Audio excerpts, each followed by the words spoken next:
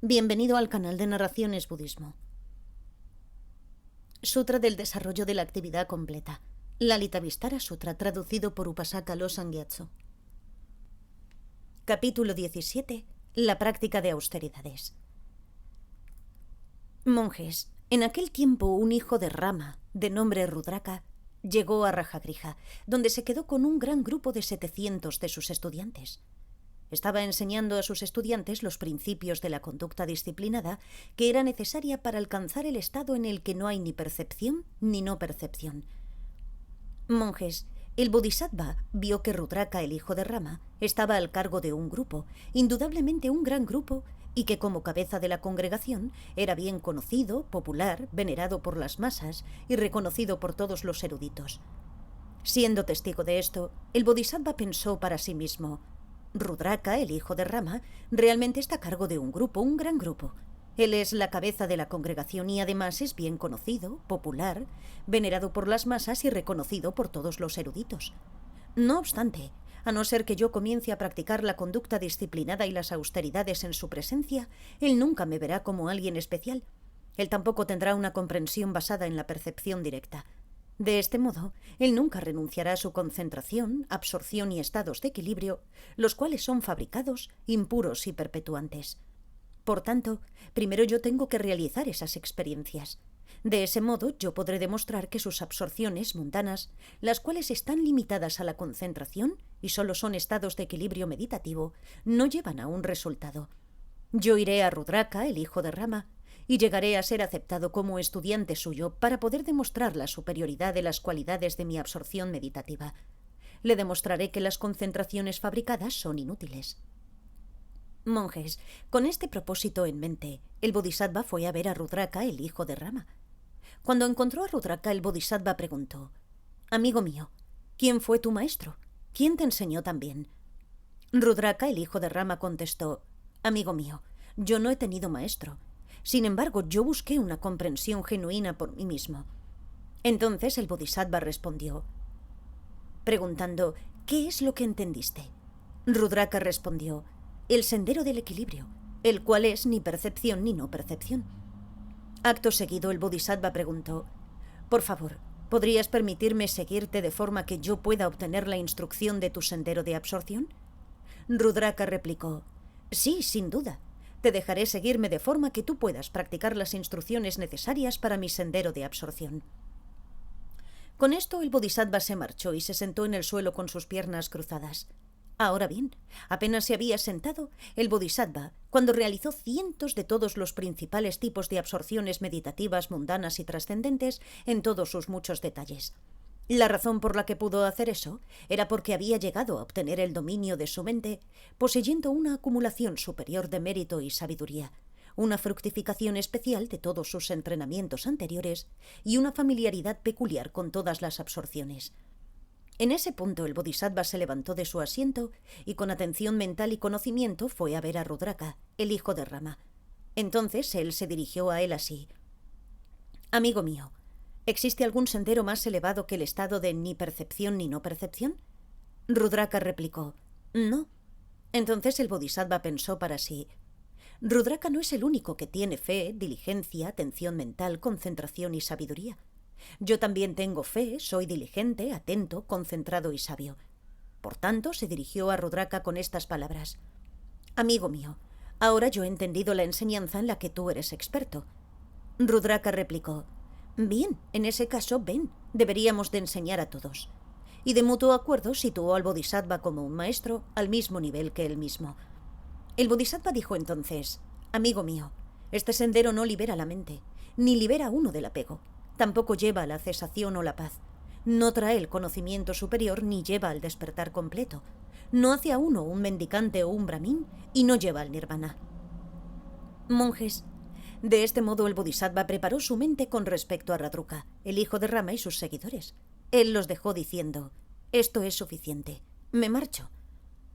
En cuanto a eso, había 5 compañeros ascetas que estaban aprendiendo prácticas religiosas bajo la guía de Rudraka, el hijo de Rama.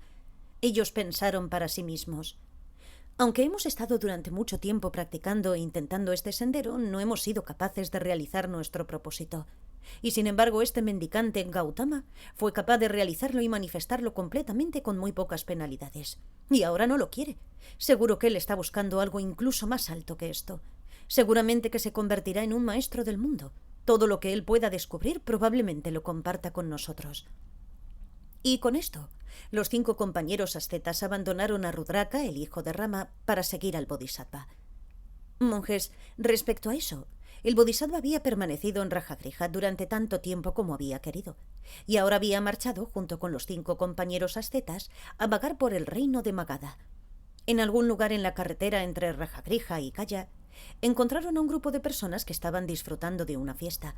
Este grupo llamó al Bodhisattva y a los 5 compañeros ascetas y los invitaron a sentarse y participar en la fiesta. Monjes, posteriormente el Bodhisattva viajó a través de Magadha y eventualmente llegó a Gaya. El Bodhisattva se quedó en la cumbre del monte Gaya, donde se quedó para practicar un riguroso ascetismo. Mientras él estuvo allí, a su mente llegaron 3 parábolas que él nunca había oído o pensado anteriormente. ¿Cuáles eran estas 3? Primero él pensó: hay algunos ascetas y brahmines que son incapaces de separar sus mentes y cuerpos de los objetos de su deseo. En vez de ellos, se deleitan en esos objetos y sienten apego hacia ellos. Los anhelan, los desean, se esfuerzan por conseguirlos, los codician y sienten sed de ellos, llegan a perder el sentido por ellos y son quemados por ellos. Este esforzarse en perseguir los objetos de deseo nunca trae la paz.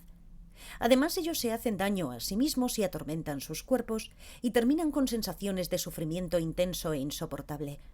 Haciendo esto, por tanto, ellos son incapaces de realizar la visión de la sabiduría noble que es superior a cualquier enseñanza humana. Esto es como una persona que intenta en vano encender un fuego para dar luz, frotando 2 pedazos de madera húmeda que han estado sumergidos en el agua. No serán capaces de prender fuego y dar luz. Esto es similar a los ascetas y brahmines que son incapaces de separar sus mentes y cuerpos de los objetos de su deseo. Se deleitan en esos objetos y se sienten apegados a ellos. Los anhelan, los desean, se esfuerzan por conseguirlos, los codician y sienten sed de ellos, llegan a perder el sentido por ellos y son quemados por ellos. Este esforzarse por perseguir los objetos de deseo nunca trae la paz. Además, ellos se hacen daño a sí mismos y atormentan sus cuerpos, y terminan con sensaciones de sufrimiento intenso e insoportable. Haciendo esto, por tanto, ellos son incapaces de realizar la visión de la sabiduría noble que es superior a cualquier enseñanza humana. Este fue el primer ejemplo que él nunca había pensado u oído y que llegó a la mente del Bodhisattva. En segundo lugar, él pensó: también existen ascetas y brahmines que han separado sus mentes y cuerpos de los objetos de sus deseos. Aún se deleitan en esos objetos y sienten apegos hacia ellos. Los anhelan, los desean, se esfuerzan por ellos, los codician y tienen sed de ellos. Pierden el sentido por ellos y son quemados por ellos. Este esforzarse en perseguir los objetos del deseo nunca trae la paz. Además, ellos se hacen daño a sí mismos y atormentan sus cuerpos, y terminan con sensaciones de sufrimiento intenso e insoportable. Haciendo esto, por tanto, ellos son incapaces de realizar la visión de la sabiduría noble que es superior a cualquier enseñanza mundana. Esto es como una persona que intenta en vano prender fuego para dar luz, colocando una pieza de madera húmeda en el suelo y frota otra pieza de madera húmeda contra ella. Será incapaz de hacer fuego y producir luz.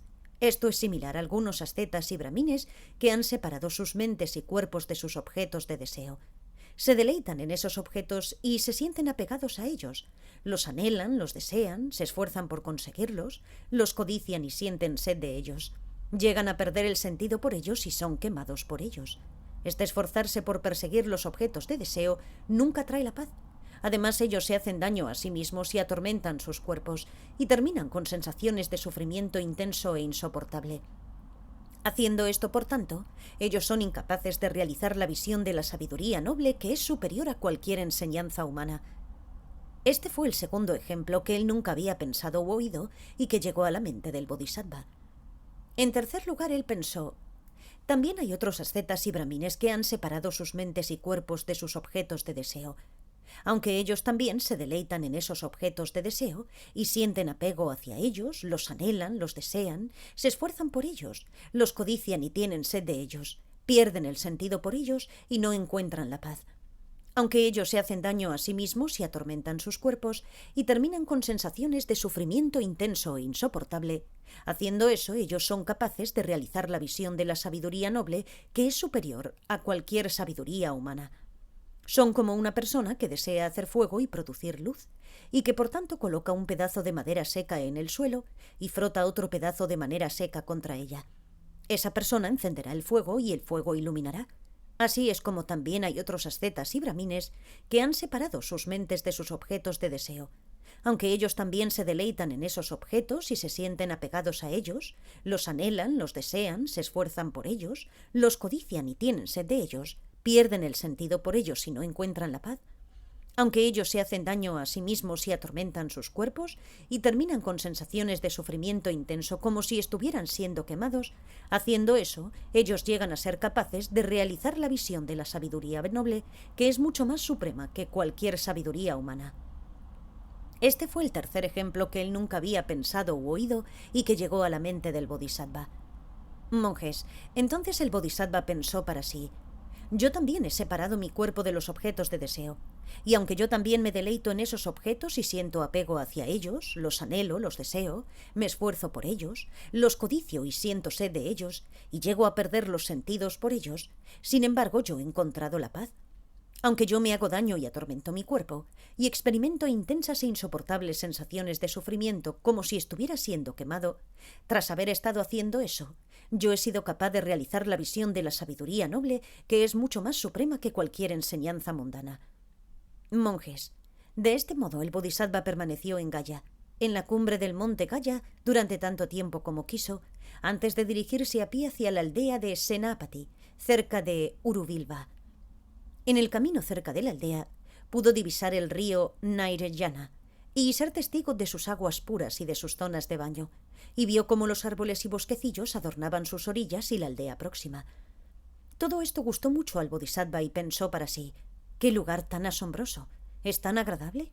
Es un lugar excelente para quedarse, y es perfecto para alguien de noble linaje que está dedicado a la renunciación. Puesto que yo estoy dedicado totalmente a la renunciación, me quedaré aquí. Monjes, el Bodhisattva continuó pensando: yo he nacido en este mundo en la era en la que imperan las 5 degeneraciones, y entre seres que persiguen intereses bajos. Estos diversos practicantes religiosos tienen diversas orientaciones y visiones. Se centran completamente en el cuerpo. Buscan purificar el cuerpo vejándolo de diversas maneras. Dan instrucciones a pesar de ser completamente ignorantes. Por ejemplo, algunos hacen uso de hechizos, lamen sus manos, permanecen sentados, dejan de hablar, comen diversas raíces, se abstienen de comer carne y pescado, pasan la estación de lluvias sin salir, no toman vino ni brebajes e incluso agua. Y hay algunos que solo comen la comida donada por 1, 3, 5 o 7 hogares. Algunos se alimentan de raíces, frutas, plantas acuáticas, hierba acuosa, hojas, boñiga de vaca, orina de vaca, leche, yogurt, melazas o semillas encontradas en el suelo. Hay otros que lavan y comen las sobras que dejan caer los gansos y palomas. Otros habitan en aldeas o lugares remotos.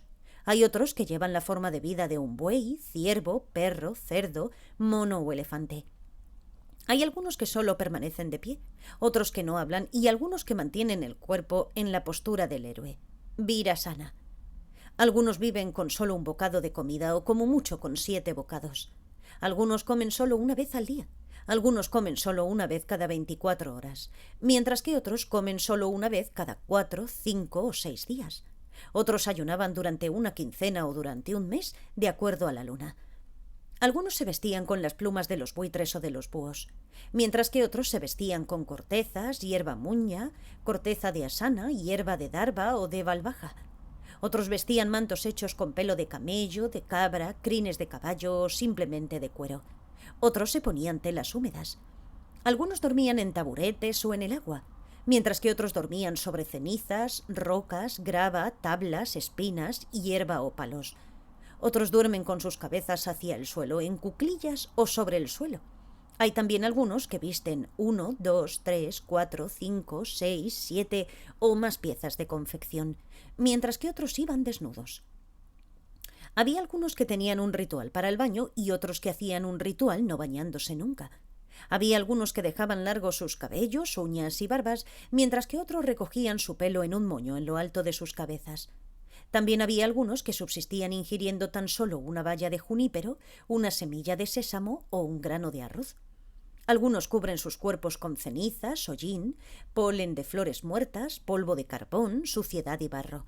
Otros se adornan con piel humana, juncos, cabelleras, uñas, harapos, costillas y calaveras. Beben agua caliente, el agua desechada después de lavar el arroz, agua filtrada a través de una manta y el agua de lavar los platos. Algunos usan carbones para tiznarse, algunos se pintan con minerales y otros llevan ropas de color azafrán. Algunos portan tridentes y otros se afeitan la cabeza. Algunos llevan vasos para agua, otros un cráneo y una porra. De todas estas formas consideran estos insensatos que están llevando una conducta pura. Algunos inhalan humo y fuego, miran al sol y realizan el ritual de los 5 fuegos. Se quedan quietos sobre un solo pie, permanecen con un brazo levantado, entierran una pierna, se quedan en un solo sitio. Esas eran las dificultades que ellos soportan. Caminan sobre paja ardiendo y sobre otras sustancias ardientes. Caminan sobre carbones ardientes, sobre fuego ardiente, sobre piedras calientes y agua escaldante. Algunos van a las orillas de un río sagrado y mueren allí. Siguen el curso de esas prácticas.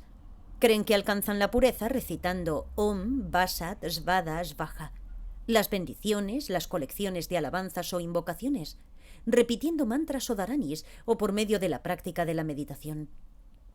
Considerándose puros, toman refugio y rinden homenaje a seres que creen que son esenciales, tales como Brahma, Indra, Rudra, Vishnu, Devi, Kumara, Mach, Katyayani, Chandra, Aditya, Vaisravana, Varuna, los Vasus, los Avis, Asvins, Nagas, Yakshas, Gandharvas, Asuras, Garudas, Kinnaras, Majoragas, Raksasas, Bhutas, Kumbandas, Pretas, Ganas, antepasados, Pisakas, Devarsis, Rajarsis y Brahmarsis. También toman refugio en los elementos, tales como el elemento tierra, agua, fuego, aire y espacio. Buscan sus lugares de refugio en las montañas, ríos, en las fuentes de los ríos, lagos, estanques, embalses, océanos, represas, estanques de lotos y manantiales, en árboles, arbustos, enredaderas, hierba y troncos de árboles, en corrales de vacas, cementerios, cruces de caminos donde se encuentran 4 carreteras y en mercados. Rinden homenaje a las casas, columnas y rocas, a las porras, espadas, arcos, hachas, picas y tridentes. También creen que el yogur, la mantequilla, semillas de mostaza, cebada, guirnaldas, la hierba durba, las joyas, el oro, la plata y otros artículos resultan auspiciosos. En esto es en lo que confían estos tirtikas debido a su miedo a la existencia cíclica. Haciendo eso, algunos piensan: debido a estos métodos, en la próxima vida iremos al cielo y encontraremos la emancipación final. Y de este modo, ellos van perdidos transitando en caminos erróneos. Buscan refugio en aquello que es incapaz de ofrecer protección. Toman por auspicioso aquello que no lo es. Toman por puro aquello que no es puro. Sin embargo, si yo alcanzo una maestría completa en las prácticas prescritas y en las austeridades, todas las visiones contrarias serán suprimidas. Yo demostraré entonces a esa gente, quienes no prestan atención al resultado de sus acciones, lo inexorable de la fructificación de las acciones. Y en cuanto a los dioses residentes en los reinos de la concentración meditativa y de la forma, si yo puedo demostrar una concentración meditativa superior, llegarán a interesarse. Monjes, acorde con esos pensamientos, el Bodhisattva comenzó ahora un periodo de 6 años en los que las difíciles prácticas prescritas y las penurias fueron de una dificultad intensa, las más duras de todas las prácticas difíciles. La razón para llamar a esto práctica difícil es porque es extremadamente difícil. Y por tanto es descrito en esos términos. Excepto un bodhisattva que esté viviendo su última existencia y que permanece en la meditación de la ecuanimidad que lo interpenetra todo, no hay nadie, ni humano ni no humano, que sea capaz de soportar esas penurias. Esta absorción meditativa es llamada la ecuanimidad que lo interpenetra todo, porque como el bodhisattva permaneció en la ecuanimidad en el 4.º nivel de concentración, desde el mismo principio todos los movimientos respiratorios se ralentizaron y llegaron a parar, y la absorción era no conceptual. No había actividad de pensamiento, ni movimiento, ni actividad conceptual, ni cambio. Sin embargo, lo penetraba todo y no dependía de nada. Previamente, ningún erudito, maestro, realizador solitario o bodhisattva que hubiera adoptado esa conducta había alcanzado semejante absorción. Esta absorción es semejante al espacio, porque al igual que el espacio, el cual es inmóvil, sin causa y sin cambio, no hay ningún sitio en que no esté presente. Es similar al espacio de esta forma y por tanto es descrita como tal. Monjes, de esta manera, el Bodhisattva proyectó verdaderas maravillas a la gente mundana. Lo hizo para quebrar la satisfacción orgullosa de los practicantes extremistas, para vencer los ataques de los oponentes, para atraer a los dioses y para corregir las visiones nihilistas y eternalistas, quienes no tienen en cuenta los efectos de las acciones. Él también lo hizo para manifestar los resultados de la acumulación de mérito, para enseñar los resultados de la sabiduría, para diferenciar los niveles de concentración, para demostrar el poder y la fuerza del cuerpo y desarrollar el coraje mental. Por esas razones el Bodhisattva se sentó sobre la tierra áspera, cruzó sus piernas y comenzó a castigar y atormentar su cuerpo a través de su resolución mental. Monjes, yo atormenté y castigué mi cuerpo durante 8 noches de invierno. El sudor corría desde mis sobacos y mi frente. Conforme el sudor caía en el suelo, las gotas se transformaban en escarcha, y cuando se calentaban se evaporaban. Era como una persona fuerte que coge a otra muy débil por el cuello y la estrangula. De esa forma, monjes, era como mi mente castigaba y atormentaba mi cuerpo, de forma que el sudor corría desde mis axilas y frente, y conforme caía en el suelo, las gotas se transformaban en escarcha, y cuando se calentaban se evaporaban. Monjes, llegado a ese punto pensé, ahora debería de practicar la concentración que lo penetra todo. Y cuando hice eso, cesaron la inhalación y exhalación a través de mi boca y nariz. Entonces vino un gran ruido de las 2 aberturas de mis oídos, ruidos fuertes, ruidos grandes, como cuando los fuelles de una herrería son accionados. Monjes, durante todo ese tiempo en el que no hubo ningún movimiento de la respiración a través de mi boca y nariz, en mis oídos estaba este ruido alto y fuerte. Monjes, entonces yo continué pensando. Yo debería de practicar la absorción meditativa que lo penetra todo. Puesto que mi boca, nariz y oídos estaban bloqueados, la respiración subió dentro de mi cráneo y sentí como si alguien estuviera pinchando mi cráneo con una lanza afilada. Monjes, de esta manera, puesto que mi boca, nariz y oídos estaban bloqueados, mi inspiración y exhalación empujaban hacia arriba y golpeaban mi cráneo. Algunos hijos de los dioses se dieron cuenta del sufrimiento del Bodhisattva y comentaron: «No, parece que el joven Siddhartha está muriendo». Otros comentaron: «No, no está muriendo. Esto es simplemente la forma en la que los dignos de veneración permanecen en la absorción meditativa». Con motivo de esta ocasión, ellos cantaron estos versos: «Que pueda este hijo del rey de los Sakya, quien no ha cumplido su propósito aquí en este bosque, no morir sin llegar a culminar su propósito y dejar a los 3 reinos sufriendo y sin defensor. No, tú eres el ser imprescindible y tu compromiso es fuerte. Protector, previamente en el cielo de Tushita tú nos invitaste a oír el regalo del Dharma sagrado. Pero ahora, ¿dónde está tu determinación? Ser puro». Estos hijos de los dioses se marcharon entonces al cielo de los 33 para ver a los dioses y dijeron a Mayadevi: «Parece que el joven príncipe está a punto de morir». Mayadevi se reunió con un grupo de hijas de los dioses, y al llegar la medianoche ellas se dirigieron hacia la orilla del río Nairyana, donde estaba morando el Bodhisattva. Ella vio cómo se había quedado de delgado el Bodhisattva y parecía que estaba muerto. Después de ver esto se llenó de lágrimas y comenzó a sollozar. Entonces ella cantó estos versos: «Hijo mío, cuando te alumbré en el jardín de Lumbini, como un león sin ayuda, tú diste 7 pasos al frente. Miraste en las 4 direcciones y dijiste estas bellas palabras: «Este es mi último nacimiento». Estas palabras nunca podrán cumplirse.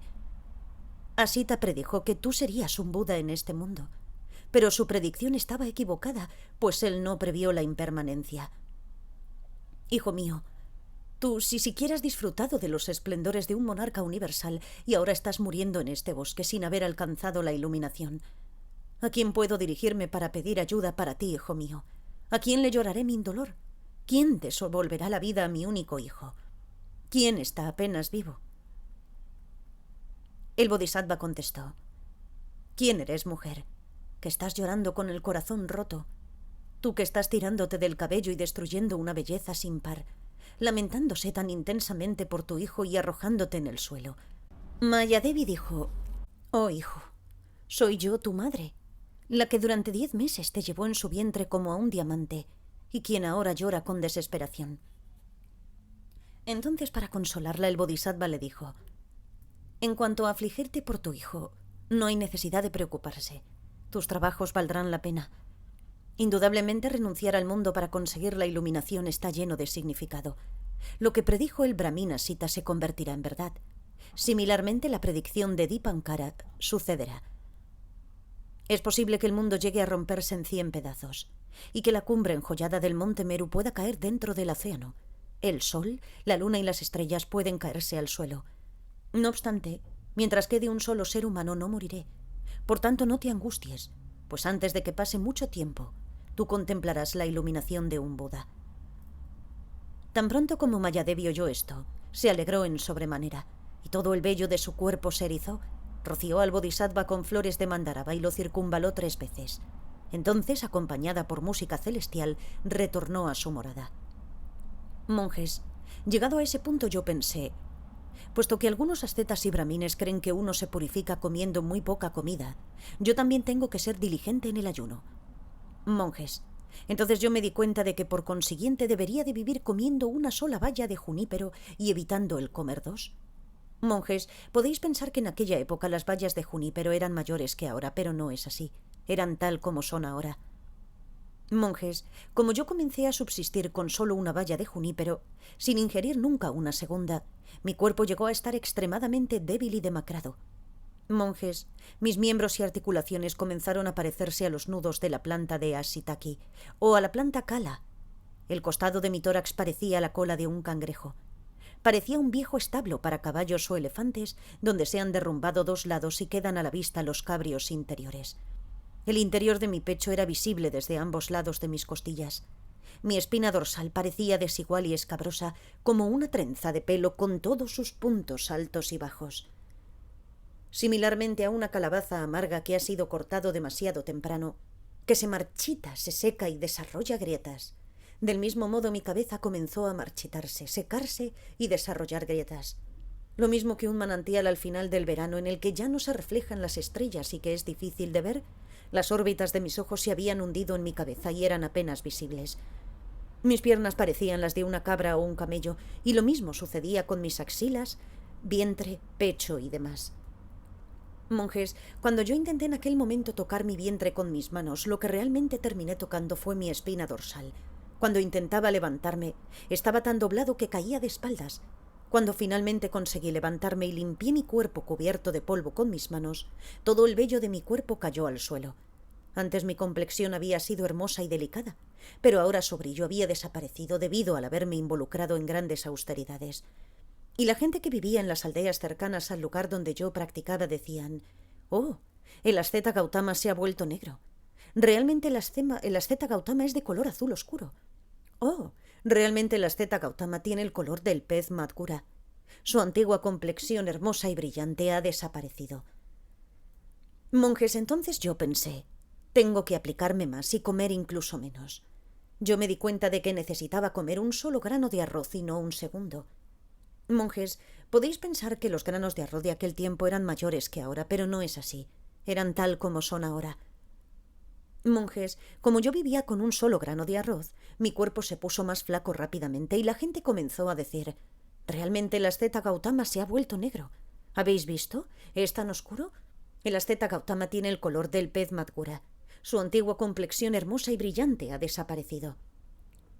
Monjes, llegado a este punto pensé, tengo que dedicarme a comer incluso menos que esto. Me di cuenta de que podía vivir con una sola semilla de sésamo, evitando comer una segunda. Lo mismo que antes, mi cuerpo fue adelgazando más y más, y la gente continuaba comentando cómo había desaparecido mi antigua complexión hermosa y brillante. Monjes, entonces yo pensé, hay algunos ascetas y brahmines que creen que son purificados por medio de abstenerse completamente de ingerir cualquier tipo de comida. Yo también debería de dejar de ingerir cualquier tipo de alimento. Monjes, entonces yo empecé un ayuno completo. Monjes, como yo ahora comencé a vivir sin ningún tipo de alimento, mi cuerpo llegó a estar extremadamente débil y demacrado. Monjes, Gradualmente mis miembros y articulaciones se fueron haciendo gradualmente 2, 3, 4, 5 y finalmente 10 veces más delgados que los nudos de las plantas de Ashitake y Kala. Las costillas de mi tórax parecían la cola de un cangrejo y parecían como un establo derrumbado con los cabríos expuestos en cada lado. Mi espina dorsal parecía un mechón de pelo trenzado. Mi cráneo parecía una calabaza rota. Mis ojos parecían estrellas brillando en un profundo manantial. Monjes, siempre que pensaba que tenía que levantarme intentaba hacerlo, pero mi cuerpo estaba tan encorvado que siempre caía. Cuando finalmente conseguí levantarme con gran esfuerzo y limpié con mis manos el polvo de mi cuerpo, el vello de mi cuerpo, con las raíces podridas, cayó al suelo. Anteriormente mi complexión había sido hermosa y tersa, pero ahora había desaparecido su brillo debido a mis esfuerzos en las austeridades extremas. Y la gente que vivía en las aldeas cercanas al lugar donde yo practicaba decían: «¡Wow! El asceta Gautama se ha vuelto negro. Realmente el asceta Gautama es de color azul oscuro. Realmente el asceta Gautama tiene el color del pez Madgura. Su antigua complexión hermosa y brillante ha desaparecido». Durante este tiempo el rey Suddhodana enviaba un mensajero cada día para ver al Bodhisattva. Monjes, de esta manera el Bodhisattva proyectó verdaderas maravillas a la gente mundana. Lo hizo para quebrar la satisfacción orgullosa de los practicantes extremistas, para vencer los ataques de los oponentes, para atraer a los dioses y para corregir las visiones nihilistas y eternalistas, quienes no tienen en cuenta los efectos de las acciones. Vivió de una sola semilla de sésamo, de una sola baya de junípero y de un solo grano de arroz, para manifestar los resultados de la acumulación de mérito, para enseñar los resultados de la sabiduría, para diferenciar los niveles de concentración. De esta manera, él mostró privaciones durante 6 años sin que flaqueara su resolución. El Bodhisattva siguió sentado con las piernas cruzadas durante 6 años. Simplemente se sentó tal como estaba, sin renunciar a su actividad. Cuando calentaba el sol, él no buscaba la sombra. Cuando la sombra caía sobre él, no buscaba el sol. Nunca buscó refugio ante el viento, el sol y la lluvia. Nunca espantó a los mosquitos, abejas y serpientes venenosas. No defecó, orinó, escupió o limpió su nariz. Ni extendió o recogió sus miembros. Nunca se acostó sobre su vientre, costado o espalda. La estación cálida, el invierno y el otoño con sus grandes nubes, tormentas, lluvia y relámpagos, todos ellos atacaron el cuerpo del Bodhisattva. De hecho, el Bodhisattva ni siquiera utilizó sus manos para protegerse, no bloqueó sus sentidos y, no obstante, no seguía tras los objetos de los sentidos. Aquellos que pasaban por donde estaba el Bodhisattva, tales como los chicos y chicas de las aldeas, los pastores de bueyes, los pastores de vacas, quienes reunían hierba, buscaban leña y los que estaban buscando boñigas, todos pensaban que era un demonio hecho de polvo. Así pasó el Bodhisattva 6 años, durante los cuales su cuerpo llegó a estar extremadamente débil, endeble y demacrado. Cuando la gente metía hierba o algodón en sus oídos, ésta asomaba por su nariz. Cuando hacían lo mismo con su nariz, la hierba o algodón salía por sus oídos. Cuando colocaban cosas en sus oídos, éstas salían por la boca. Y cuando metían cosas en la boca, éstas salían por sus oídos y nariz. Las cosas metidas en sus orificios nasales sobresalían por sus oídos, nariz y boca.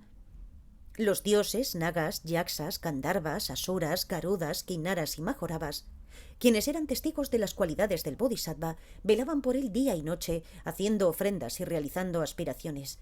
Mientras el Bodhisattva practicó austeridades durante 6 años, 1,2 trillones de dioses y humanos fueron madurados en los 3 vehículos.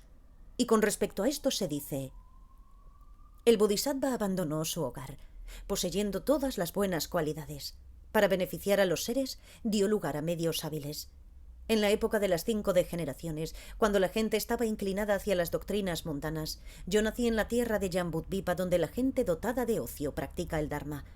Esta tierra está llena de tirtikas, gente necia que orgullosamente se exhibe, gracias a las torturas que ellos se infligen en sus cuerpos, creyendo que haciendo eso están purificando sus mentes.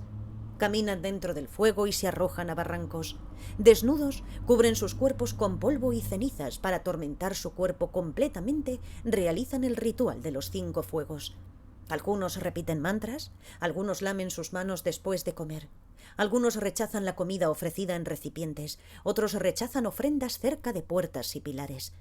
Algunos rechazan las ofrendas hechas donde hay un perro. o rechazan los lugares en los que se les dice que esperen o se queden, tras recibir la ofrenda de una sola casa. Ellos piensan que ya se han purificado. Algunos rechazan la mantequilla, el aceite de sésamo, la miel y melazas. Otros no comen leche, cuajada, carne y pescado, comiendo solo grano, yamaca y vegetales. Otros comen solo semillas de gardula y brotes de arroz y raíces de loto. Algunos solo comen raíces, hojas y frutas, y visten tejidos de hierba cusa, pieles o fieltro. Otros vagan desnudos y neciamente dicen: aquí está la verdad y lo demás es falsedad. Algunos mantienen sus manos en alto y llevan su pelo anudado en un moño en lo alto de su cabeza. Habiendo perdido completamente su camino, desean el sendero a la felicidad y no obstante siguen un camino erróneo. Duermen sobre camas de hierba, palos o ascuas, duermen sobre espinos o sentados erguidos. Algunos permanecen siempre sobre una pierna, mirando fijamente al sol y la luna. También veneran los manantiales, lagos y estanques, el océano, ríos, el sol y la luna, los árboles y los picos de la montaña, las rocas y el suelo. Esos necios utilizan métodos muy diferentes, intentando purificar sus cuerpos. Debido a sus visiones erróneas, caerán rápidamente en los reinos inferiores. Las intensas privaciones en las que ahora intento involucrarme consistirán de austeridades, disciplina y adversidades que ningún dios o humano pueden realizar. Yo me aplicaré en la concentración aspánaka, cuya base es tan sólida como un diamante, una concentración que es inaccesible incluso para los realizadores solitarios. En este mundo existen dioses y humanos que se deleitan en las erróneas prácticas de los tirtikas. Para llevarlos a la madurez completa, yo practicaré las austeridades dificultosas. Sentado con las piernas cruzadas sobre el suelo desnudo, él mostró la forma de subsistir con una sola valla, semilla de sésamo o grano de arroz. Cortando completamente la inhalación y exhalación, sin moverse mostró su fuerza.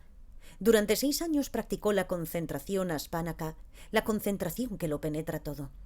Sin investigación o conceptualización. Esta meditación es inmutable y estable y lo penetra todo igual que el espacio. Él se aplicó a esta concentración aspánaka. Él nunca se movió del sol hacia la sombra, ni de la sombra hacia el sol. Inmutable como el monte Meru, él se aplicó a esta concentración aspánaka. No se protegió contra el viento y la lluvia, ni contra los mosquitos, las serpientes venenosas o las abejas. Con una práctica inamovible, se aplicó a esta concentración aspánaka. Se aplicó a esta concentración aspánaka no solo para su propio beneficio. Lleno de compasión hacia los demás, practicó para conseguir el beneficio de ellos. Sin embargo, los chicos de las aldeas y los pastores, y aquellos que reunían hierbo y madera, pensando que era un demonio hecho de polvo, lo cubrieron de tierra. Ellos incluso lo cubrieron con sustancias impuras y le hicieron daño de varias formas. No obstante, permaneció inmóvil y calmo, aplicándose a esta concentración aspánaka. Él no se levantó o se acostó, ni tampoco hizo nada para proteger su cuerpo. No defecó ni orinó. El sonido no lo perturbaba, ni desvió su mirada. Su carne y sangre se fueron secando, de forma que los huesos y tendones se notaban a través de su piel. Su espina dorsal podía notarse a través de su vientre como si fuera un mechón de pelo trenzado. Los dioses, asuras, yaksas, gandharvas y nagas que lo estaban guardando rendían homenaje día y noche a quien poseía grandes cualidades. Y ellos expusieron esta plegaria. Que nosotros podamos ser como aquel que con la concentración que lo penetra todo, se aplica en la meditación aspánaka, la absorción meditativa, que es la apertura del espacio que todo lo interpenetra. Él no practica para sí mismo ni para degustar el gozo de la concentración, sino que lo hace para el beneficio de los demás, motivado por la compasión hacia los otros. Él venció los ataques de sus oponentes, eclipsó las mentes débiles de los tirtikas. Las acciones y hechos que fueron descritos por Kashyapa estaban siendo mostrados ahora. Esta iluminación era la misma que la iluminación de Krakuchanda, y es difícil de conseguir incluso a lo largo de muchos eones. Para beneficiar a la humanidad, él se aplicó a la concentración aspánaka. Hubo 1,2 trillones de dioses y humanos que fueron guiados en los 3 vehículos. Fue para su bien, por lo que el del intelecto excelente se aplicó a esta concentración aspánaka. Esto concluye el capítulo 17 sobre la práctica de las austeridades. Gracias por escuchar.